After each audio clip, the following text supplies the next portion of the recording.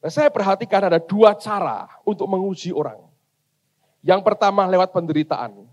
Akan ketahuan apakah takut akan Tuhannya itu untuk kepentingan pribadinya atau tidak. Tapi yang kedua, Anda tahu bekas Presiden Amerika Abraham Lincoln. Dia orang saleh. Dia pernah berkata begini. Kenyataannya banyak orang yang tahan dalam penderitaan. Tapi kalau kita ingin betul-betul mengerti watak seseorang, jangan beri dia penderitaan. Beri dia kekuasaan. Kita akan tahu siapa dia sebenarnya. Saya renungkan saudara, waduh, itu betul-betul lebih berat. Beri dia kekuasaan. Kamu akan tahu siapa dia. Nginjak sama orang, memperbudak orang, sombongnya meledak. Atau dia tetap bisa kuasai diri. Dan hatinya benar di hadapan Tuhan. Lihat hasil observasi setan adalah, dia berkata, apakah Ayub tetap takut akan Tuhan? Kalau enggak dapat apa-apa. Berarti orang itu takut akan Tuhan. Ada motif pribadi sebetulnya. Ya tadi dua tadi. Berhasil, beruntung. Nah itu saudara. Menurut saya apa yang teman-teman di Ungaran buat itu wajar, manusiawi sekali. Jangan lupa, kita pun mungkin punya agenda-agenda tersembunyi. Oh saya mau beginilah. Supaya diam-diam nih, sudah punya dokumen rahasia sendiri. Plan B, plan rencana B. Ini begini. Ntar setelah ini gua, gini. Dan itu agenda tersembunyi. Ketahuannya apa? Waktu baca Alkitab. Berhasil! Langsung. Bariton semua. Beruntung! Begitu. Semangatnya. Padahal yang lain dia baca datar sekali. Itu manusia kalau Anda mau bertanya. Nah, hal yang sama berlaku dalam kehidupan kita. Tanpa sadar kita punya banyak agenda. Nah, lihat apa yang Wahyu katakan. Wahyu pasal 12. Saya ingin tunjukkan orang-orang yang bisa mengatasi setan dengan cara ini. Wahyu 12 ayat 10 dan ayat yang ke-11. Wahyu pasal 12 ayat 10 dan ayat yang ke-11. Dan aku mendengar suara yang nyaring di sorga berkata, sekarang telah tiba keselamatan dan kuasa dan pemerintahan Allah kita dan kekuasaan Dia yang diurapinya. Karena telah dilemparkan ke bawah pendakwa saudara-saudara kita yang mendakwa mereka siang dan malam di hadapan Allah kita. Ayat 11. Dan mereka mengalahkan Dia oleh yang pertama darah anak domba, yang kedua dan oleh perkataan kesaksian mereka. Yang ketiga, karena mereka tidak mengasihi nyawa mereka sampai ke dalam maut. Anda bisa bayangkan kalau orang sudah sampai rela kehilangan nyawa, dia tidak mengasihi lagi nyawanya, iblis sudah gak bisa apa-apa. Selama kita masih punya agenda tersembunyi, dia tahu loh. Dari mana? Observasinya. Oh ini orang kalau gua kenain begini. Ini orang motifnya ini. Dan di situ dia bisa mulai main dalam kehidupan kita. Buang semua agenda tersembunyi. Saya tahu tidak gampang, karena manusia punya ambisi, punya keinginan, punya segala macam angan-angan. Tapi kalau kita berkata, Tuhan, aku mau dibuang semua agenda tersembunyi dalam hidupku. Saudara dan saya akan menikmati apa yang dari Tuhan itu luar biasa. Dan iblis tidak berkutik sama sekali. Yang ketiga, yang terakhir. Coba buka Markus 14, saudara. Markus 14. Saya ajak Anda lihat pada ayat yang ketiga mulai. Ini ayat banyak orang tidak melihat sebagai ayat peperangan rohani. Tapi saya belajar dalam beberapa hari terakhir ini. George E. mengajar bagus sekali dan membuka mata rohani saya. Saya mau tunjukkan bahwa ini bagian dari peperangan rohani. Markus 14, perhatikan pada ayat yang ketiga. Judulnya Yesus diurapi. Ketika Yesus berada di Betania, di rumah Simon si Kusta dan sedang duduk makan, datanglah seorang perempuan membawa suatu buli-buli pualam berisi minyak narwastu murni yang mahal harganya. Setelah dipecahkannya leher buli-buli itu, dicurahkannya minyak itu ke atas kepala Yesus. Ada orang yang menjadi gusar dan berkata seorang kepada yang lain, untuk apa pemborosan minyak narwastu ini? Sebab minyak ini dapat dijual 300 dinar lebih dan uangnya dapat diberikan kepada orang-orang miskin. Lalu mereka memarahi perempuan itu. Tetapi Yesus berkata, biarkanlah dia. Mengapakah kamu menyusahkan dia? Ia telah melakukan suatu perbuatan yang baik padaku. Karena orang-orang miskin selalu ada pada kamu dan kamu dapat menolong mereka bila mana kamu menghendakinya. Tetapi aku tidak akan selalu bersama-sama kamu. Ia telah melakukan apa yang dapat dilakukannya. Tubuhku telah diminyakinya sebagai persiapan untuk penguburanku. Aku berkata kepadamu, sesungguhnya di mana saja Injil diberitakan di seluruh dunia, apa yang dilakukannya ini akan disebut juga untuk mengingat dia. Teruskan ayat 10.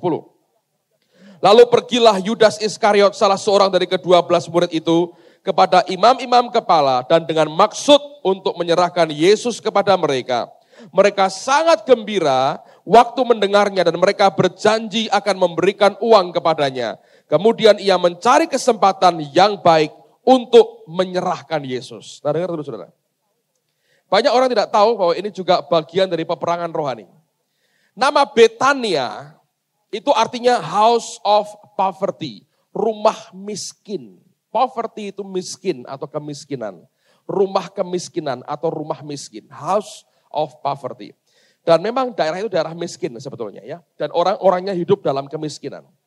Yesus hadir di situ dan dia makan di rumah seorang bernama Simon si Kusta. Ketika itulah masuk seorang wanita, dalam Injil lain jelas dikatakan dia adalah Maria, saudara Marta dan Lazarus. Apa yang dia buat? Dia mencurahkan akan 1 buli-buli minyak narwastu murni yang mahal harganya. Nah, kita berkata harganya lebih dari 300 dinar. Nah, 1 dinar itu adalah upah 1 hari kerja. Kalau 300 dinar lebih, kira-kira upah setahun kerja. Anda bisa bayangkan orang hidup dalam keadaan miskin sekali, dia bisa menabung 1 hari kerja, seluruh income-nya 1 hari dia simpan, sepanjang tahun income-nya, pemasukan hasil kerja, setahun dia belikan minyak narwastu yang mahal. Kemudian Alkitab berkata, dipecahkan kepalanya, kemudian dicurahkan minyak itu di kaki Yesus, dan harumnya memenuhi seluruh ruangan, dan dalam sekejap, minyak yang hasil kerja setahun penuh habis sama sekali.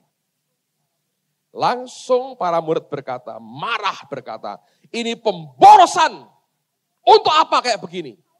Uangnya bisa untuk orang miskin. Tapi Tuhan bela wanita ini.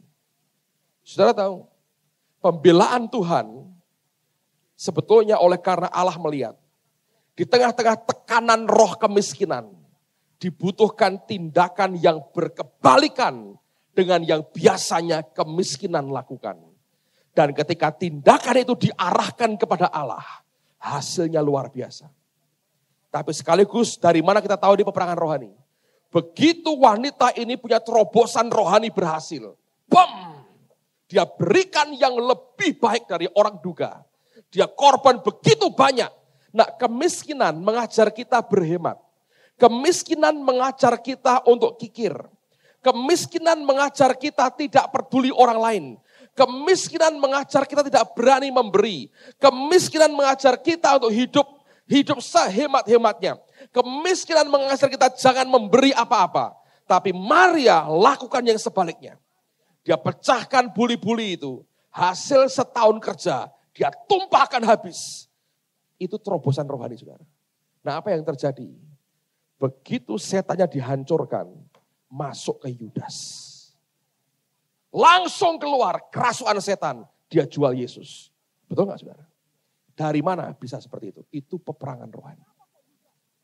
Kenapa kok Yudas? Sebab Yudas yang tamak, Yudas yang koruptor. Dia suka mencuri uangnya Yesus. Dan Yudas yang cinta akan uang. Langsung masuk ke dia. Dia jual akan Yesusnya. Saya belajar untuk orang mengalami peperangan rohani seperti ini. Kita kadang-kadang nggak bisa nyenengking, saudara. Karena kalau Anda bicara soal roh kemiskinan misalnya, roh kemiskinan itu berakibat kepada karakter kita. Kalau Anda, ngomong terus terang, hidup bertahun-tahun dalam keadaan kekurangan terus, kemiskinan mengontrol hidupmu, engkau akan diajar apa? Hemat, betul nggak? Semuanya engkau perhitungkan. Ngasih persembahan, dihitung. Semua perhitungan. Itu sudah membuat karaktermu jadi perhitungan kayak begitu. Peperangan rohani bukan hanya menengking setannya, tapi harus ada tindakan untuk melawan daging kita dan karakter daging kita yang sudah teracuni oleh roh kemiskinan. Dan Maria ngerti itu, saudara. Yang membuat kita gereja ini diberkati. Karena sebetulnya kita berkorban, kita memberkati orang lain gila-gilaan, saudara. Yang saya tahu kalau saya ceritakan kepada Anda, yang protes akan banyak. Dan saya tidak peduli dengan itu. Yang penting kita diberkati. Sering kali kalau setiap tahun sekali kita membuat laporan gereja, saya berkali-kali berkata, cara bacamu harus benar. Sebab orang dunia kalau baca laporan, lihat dulu pemasukan sekian, pengeluaran sekian, pos yang bisa dihemat yang mana, sehingga saldo kita jadi banyak. Betul nggak, saudara? Kalau evaluasi kan, ini harus dikurangi. Kalau kita bacanya harus kebalikan. Justru karena ini keluar, kita terima ini. Dan tidak banyak orang yang bisa ngerti. Karena di sini berat. Tuhan buka mata rohani saya ketika saya khotbah di Tawamangu beberapa hari yang lalu di antara para hamba Tuhan. Alkitab berkata, bagaimana cara Daud mengalahkan Goliat? Goliat, Alkitab berkata, dia pakai ketopong tembaga. Daud waktu mau perang diberi Saul ketopong tembaga. Dilepas sama dia. Sebab kalau Daud pakai ketopong yang sama menghadapi dunia, dia nggak bisa menang. Kalau kita pakai cara berpikir dunia, engkau dan saya tidak bisa menang. Kalah tua, saudara. Kalah awuni, ngerti saudara. Terlanjur, mereka sudah jutaan tahun mungkin. Kita ini baru berapa puluh tahun. Gak bisa menang soal ini saudara. Dengan setan, gak bisa menang. Dia observasi semua. Dia ngerti kita dari kecil sampai tua, ngerti semua. Kita ini baru ketemu genderuwo, sudah terkencing-kencing saudara. Nama Yesusnya lupa, gitu.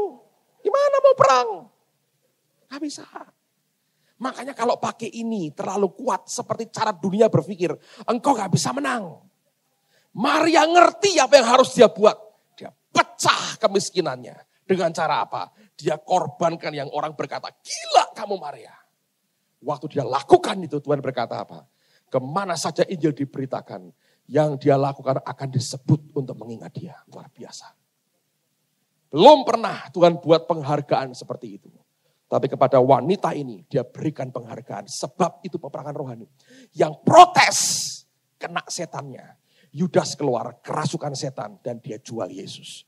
Di bagian Injil lain kalau Anda baca jelas Alkitab berkata dia kerasukan setan. Dia jual Tuhan. Kira-kira setan di Betania masuk ke dia. Setan yang membuat miskin. Yudas akhirnya mati. 30 keping perak yang dia dapat, dia nikmati enggak saudaraku? Tidak. Dia mati, dia gantung dalam keadaan melarat. Dia enggak punya warisan apa-apa untuk anak cucunya. Tidak punya apa-apa. Kena tetap melarat. Saudara. Saya belajar ini peperangan rohani. Dan ini sebagai orang Kristen seharusnya kita ngerti ini. Oleh karena itu kita mesti didik diri kita. Berkebalikan dari yang seharusnya. Tadi pagi saya berikan beberapa contoh sederhana. Misalnya, ada orang yang super bersihan. Ada tak? Bersihan sekali. Pokoknya kalau mandi itu pori-pori per pori-pori. Pakai sikat nggak bisa sembarangan. Sikat untuk bulu kuda. Supaya bersih. Kadang-kadang dia perlu mikroskop di rumah. Dilihat kumannya ada berapa. Ada orang yang bersihan. Wih, semuanya harus bersih. Bangun pagi mandi, bersih 3 jam dengan mandi. Dia kerja. Ketemu sama orang aja, dia pakai masker. Untuk apa? Higienis. Siang pulang kerja, mandi. Kenapa? Dia berkata, bayangin berapa juta bakteri nempel di tubuhku. Wah, mandi. Sore, mandi lagi. Mau tidur, mandi lagi. 4 kali. Super bersihan. Ada yang di sini gitu? Keramas sehari 2 kali. Dari clear, anti ketombe, sunsilk, lidah buaya, dan lerak. Alami. Kalau Anda lihat rambutnya, bahkan kutu pun kepleset. Saking licinnya. Gak bisa hidup. Kutu nempel kepleset. Bersihan. Bagus gak? Gak apa-apa.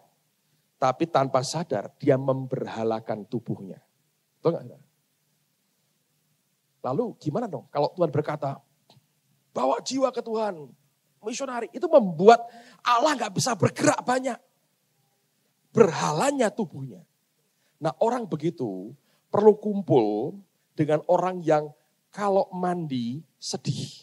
Nah cari. Kumpul kalau perlu jejer. Laki dengan laki, perempuan dengan perempuan. Wah ini sparring partner sehat. Nyanyinya, ku kasih engkau dengan kasih Tuhan. Peluk. Itu saudara.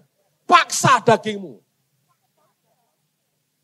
Sebaliknya, kalau ada yang ini, kalau mandi sedih, cari yang bersihan. Supaya sungkan gitu loh. Bahwa ada orang yang baunya kok nice begini ya. Dibandingin kita.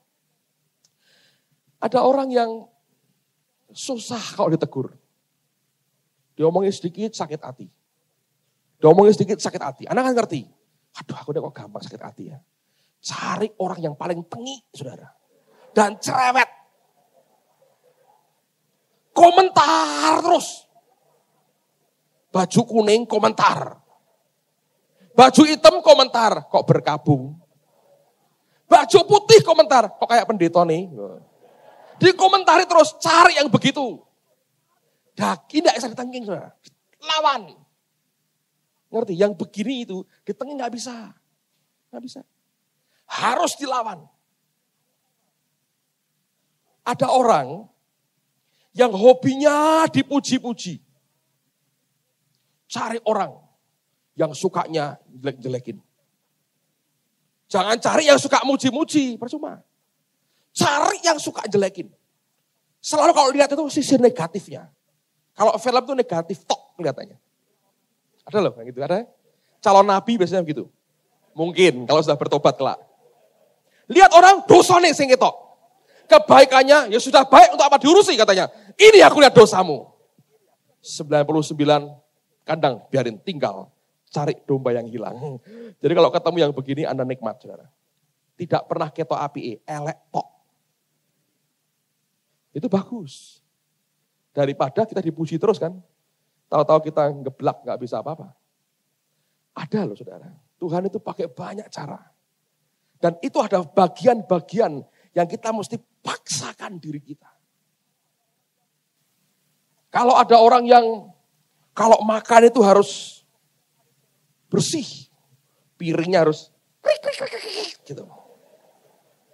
Ya, hal-hal begitu bisa mengajari saudara untuk memaksa daging.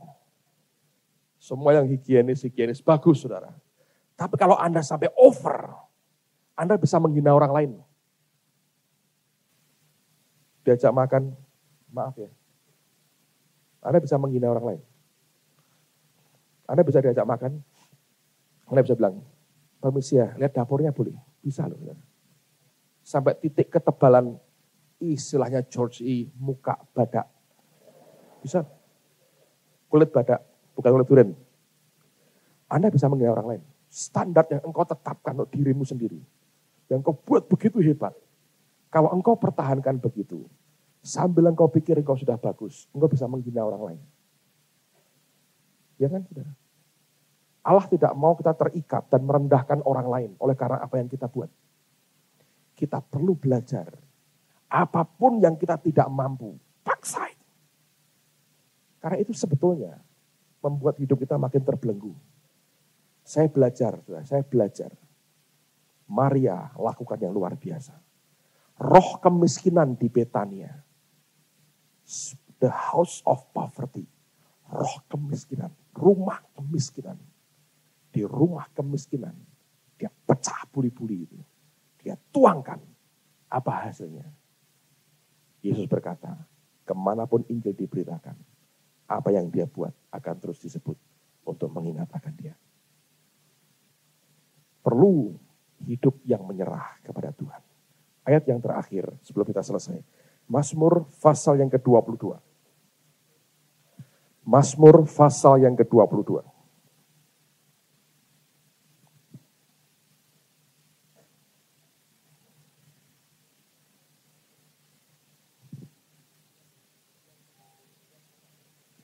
Lihat pada ayat yang ke-9 dari Mazmur pasal yang ke-22. Perhatikan pada ayat yang ke-9.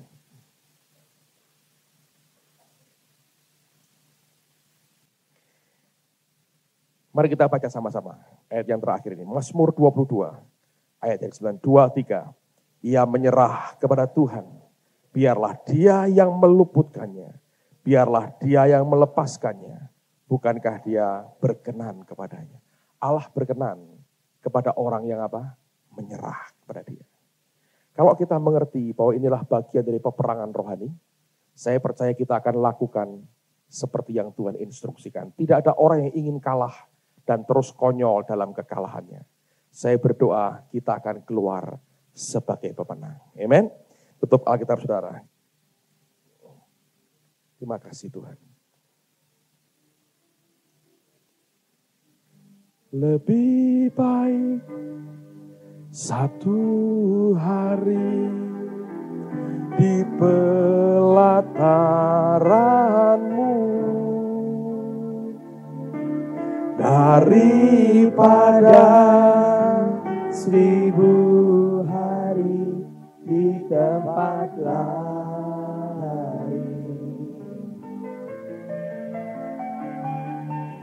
Memujimu, menyembahmu, Kau Allah yang hidup, dan menikmati semua kemurahan-Mu. Saya ingin berdoa untuk 1-2 di antara saudara yang mungkin hari-hari ini engkau sudah jauh dari Tuhan. Engkau jauh dari Tuhan, engkau tidak merasa ada hubungan pribadi dengan Tuhan yang baik itu. Hari ini engkau berkata, Tuhan aku perlu Engkau.